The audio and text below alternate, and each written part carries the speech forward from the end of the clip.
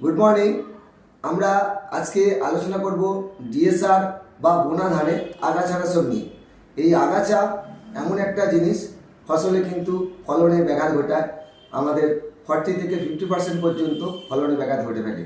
এবং আর কি ডিএসআরের ক্ষেত্রে আমরা দেখি যে ডিএসআরে কি আগাছানাশক দেবো, তারপরে আমার সমস্ত রকম আগাছা চলে যাবে।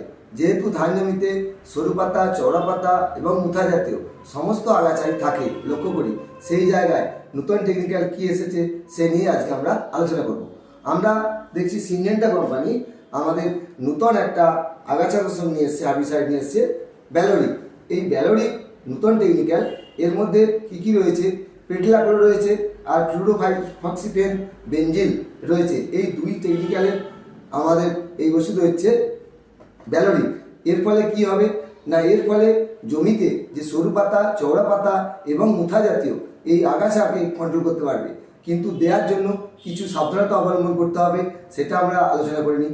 এটা দেওয়ার সময় কি করতে হবে না, আগাছার যখন বয়স ঠিক 2 থেকে 3 পাতা, অর্থাৎ আমাদের ড্রাম সিডারের ড্রাম টানার পরে বা বোনা ধান দেওয়ার পরে আমরা কিন্তু ঠিক 10 থেকে 15 দিনের মাথায় আমরা এই ব্যালোরিককে কিন্তু স্প্রে করতে পারবো। স্প্রে করার সময় কি করব না, আমরা জল বের করে দিয়ে আমরা স্প্রে করব এবং 24 ঘন্টা ওই জমিতে কিন্তু ডিস্টার্ব করব না, অর্থাৎ জমিতে নামবো না বা আমরা জল ঢোকাবো না।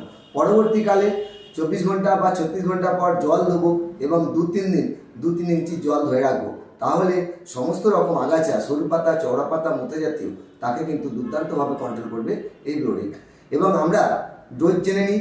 এই ডোজ হচ্ছে 800 ml প্রতি একরে।